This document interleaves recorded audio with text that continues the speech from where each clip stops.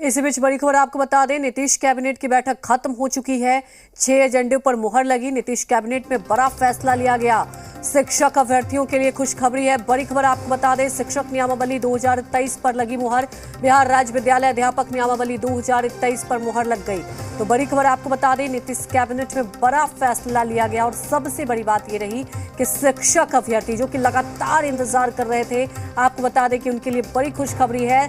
शिक्षक नियमावली 2023 पर मुहर लग गई। तमाम जानकारी के साथ रजनीश हमारे साथ लाइव जुड़ रहे हैं। रजनीश, वाकई शिक्षक अभ्यर्थियों के लिए बड़ी खबर, क्योंकि लंबे वक्त से इंतजार कर रहे थे। देखिए, लंबे समय से इंतजार कर रहे थे और साथ ही साथ जिस तरीके से बातें हो रही थी या फिर नियोजन को लेकर और तमाम सारी बातें थी, इसको लेकर राजनीति भी हो रही थी, बच्चे परेशान हाल भी थे।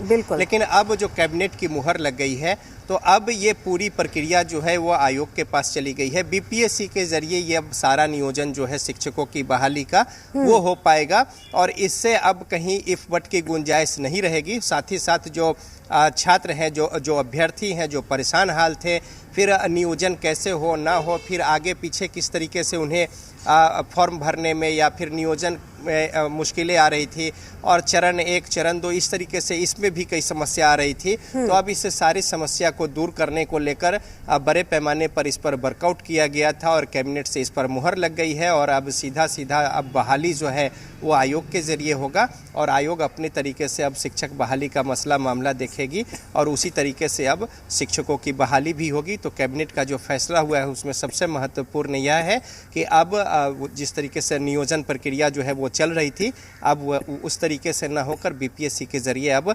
शिक्षकों की बहाली प्रक्रिया जो है वो नियमावली जिस तरीके से बातें कही गई है और सरकार ने जिस तरीके से मुहर लगाई है उसके अनुसार अब की जाएगी। अंजलि, तो बिल्कुल रजनीश, सबसे बड़ी बात यही है कि जैसा कि लंबे समय से इंतजार कर रहे थे, वहीं जानना चाहेंगे और कुछ महत्वपूर्ण एजेंडों पर मुहर लगी है इस बैठक में। रजनीश, देखिए, कैबिनेट में कई अहम फैसले जो है वो लिए गए हैं, लेकिन अगर जनहित की बात देखेंगे, कई अगर भत्तों को लेकर या फिर दूसरे मसले मामले को लेकर भी कई सारी बातें हुई है। इसके अलावा कोरोना को लेकर जिस तरीके से आज देश भर में जो मॉक ड्रिल हुआ था, तो उसमें भी किस तरीके से चीज़ें पहले की तरह बहाल हो और इन तमाम बातों पर यहाँ पे बातें हुई है कैबिनेट की बैठक में। और जो महत्वपूर्ण सबसे है जो मुहर लगी है उसमें यह है कि शिक्षक बहाली को लेकर एक बड़ा तबका जो है और जो बेरोजगार है और काफ़ी समय से परेशान हाल थे और साथ ही साथ नियोजन को लेकर अपनी बारी के इंतज़ार में थे, तो उनके लिए अब अच्छी बात यह है कि कैबिनेट में जो मुहर लगी है वो अब सारी की सारी बहाली जो है वो आयोग के जरिए की जाएगी और अब ये जो पूरी प्रक्रिया है उसमें पारदर्शिता के साथ और कहीं किसी को समस्या न हो, इसका ध्यान में रखते हुए अब ये फैसला जो है बहाली का वो पूरा का पूरा आयोग देखेगी और उसके जरिए ही ये पूरी बहाली प्रक्रिया होगी। सबसे महत्वपूर्ण अगर कहें इस कैबिनेट की बैठक में आज जो निर्णय लिए गए हैं उसमें शिक्षकों की बहाली का मसला है। बिल्कुल, बहुत महत्वपूर्ण फैसला लिया गया है शिक्षकों की बहाली को लेकर। आप हमारे साथ बने रहिए। बड़ी खबर बता रहे हैं कि नीतीश कैबिनेट की बैठक खत्म हो चुकी है। 6 एजेंडों पर मुहर लग गई और आपको बता दें, नीतीश कैबिनेट में बड़ा फैसला लिया गया है। आज मंत्रिपरिषद में 6 विषयों पर निर्णय लगे हैं।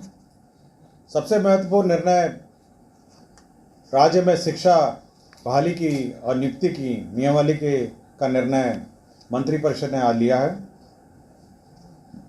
इस नियमावली का नाम होगा बिहार राज्य विद्यालय अध्यापक नियुक्ति स्थानांतरण अनुशासनिक कार्रवाई एवं सेवा शर्त नियमावली 2023।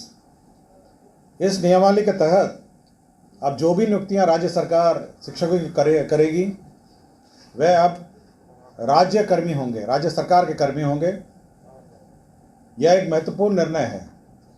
इससे पूर्व आपको जानकारी होगी कि राज्य सरकार राज्य में पंचायत शिक्षक, पंचायत समिति शिक्षक और जिला परिषद के शिक्षक और नगर निकाय के स्थानीय निकायों के शिक्षक रहा करते थे।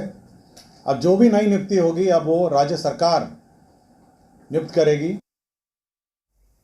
तो बड़ी खबर आपको बता दें कि शिक्षक अभ्यर्थियों के लिए खुशखबरी आई है। रजनीश भी हमारे साथ जुड़े हुए थे। रजनीश, आपका भी शुक्रिया।